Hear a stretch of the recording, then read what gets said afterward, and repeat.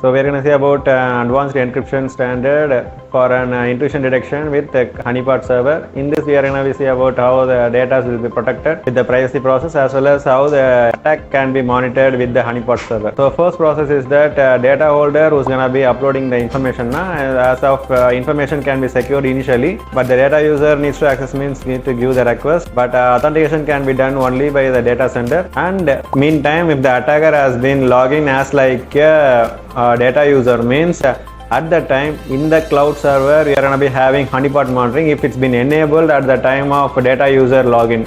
So if the attacker has also login like a data user, means it will check with that ID, log ID with the data user as well as the attacker.